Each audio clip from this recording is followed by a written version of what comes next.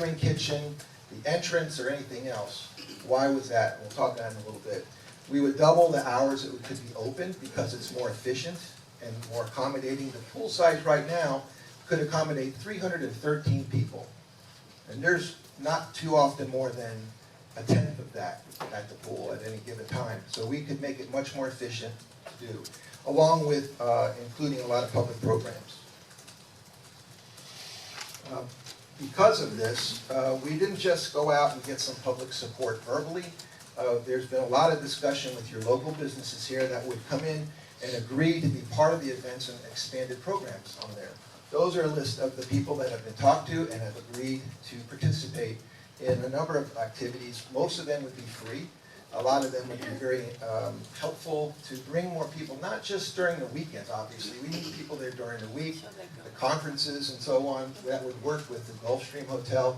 We'd take the peaks and valleys out during the week, as well as off-season that we experience there, and even out the whole use of the parking lot.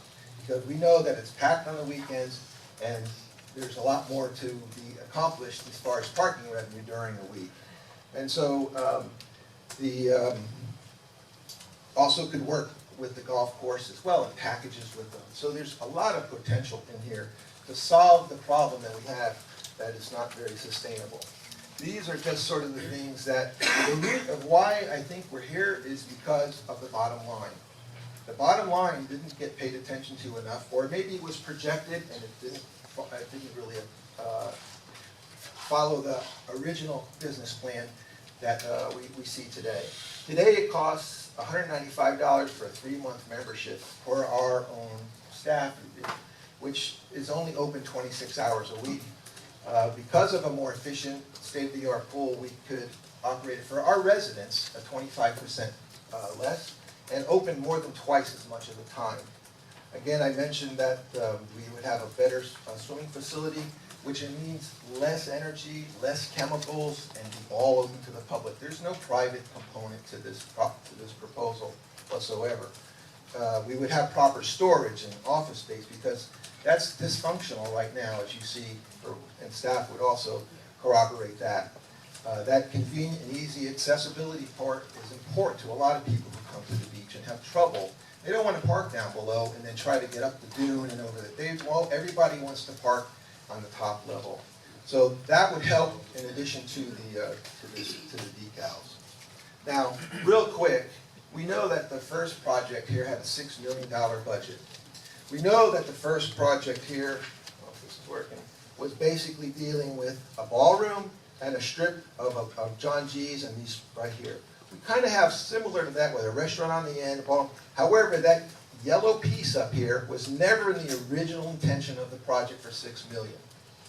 All of a sudden, if you think of this as 1, 2, 3 parts, we have another third that got added to the budget. Well, we didn't add a third to the budget of $6 million. What did they have to do? We had to devalue. Mostly it's called value engineering, but this was a devaluing engineering. We lost all the green components. I know, I was part of that analysis. We don't have the building on pilings, so our proposal would put it also on pilings to deal with sea level rise.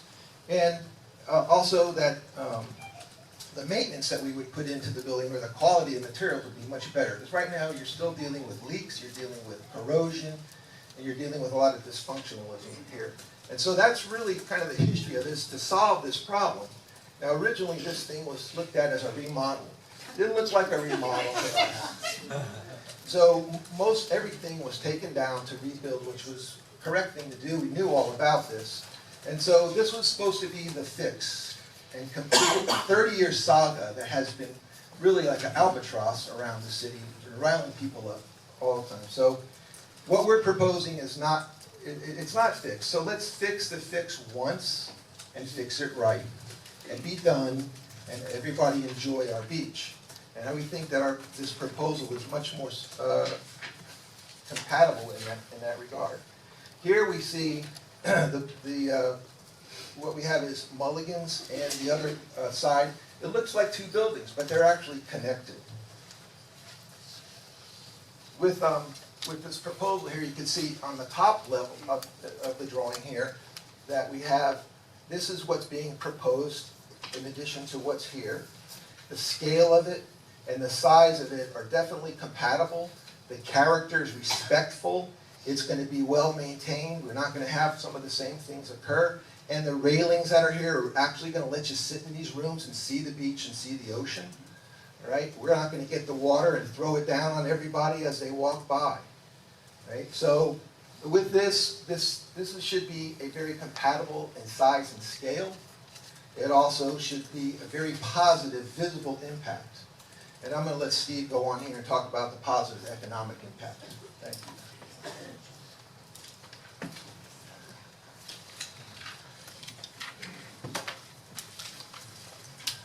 Thank you. So, again, sustainability is important. We do a lot of private-public partnerships. It's bringing a great amenity to the city and making it sustainable. That's really the goal for us, and it's a goal because we are an investor in the city. We are part of the city, the fabric of the city, and we will continue for the long term. So. When we did this original study, we employed a third-party independent economist at our cost to create an economic impact analysis. That was back in 2014. The beachfront complex at that time, and I believe currently, was losing about $300,000 a year of taxpayer money. We understand that dilemma. It's not that a public amenity always necessarily makes money, but there is the ability to make it sustainable on the long term.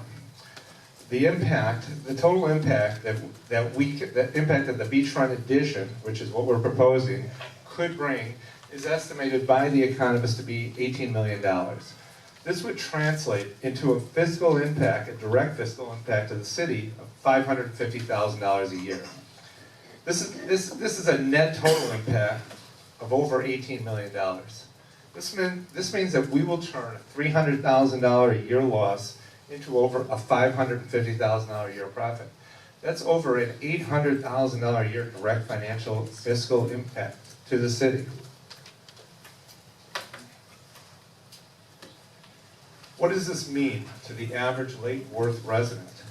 It means 25% less resident pool fees. It means 50% more parking. It means 100% more longer hours. And this is all at the cost of the private entity, not a penny to the taxpayer. All this is all at no cost to the taxpayers. By supporting our proposal, you're supporting long-term economic stability for sustainability for the beachfront.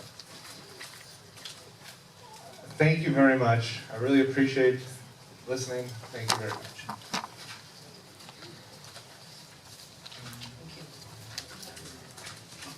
Commissioners, we'll start with you. Do you have any questions? Madam Mayor, Yes? could we listen to the public first and then have a question? No. Or are you going to give us something crack at it? Who's going to do that? Well, I'm asking. Oh, well, you've got a lot of public, so might as well go right to the public comment. I have no problems with that. What about the other Mayor, You want to hear both proposals? That might be easier, because in the question. I was just doing it we for don't you know if guys, they're because I thought you might asking. forget your questions. Okay.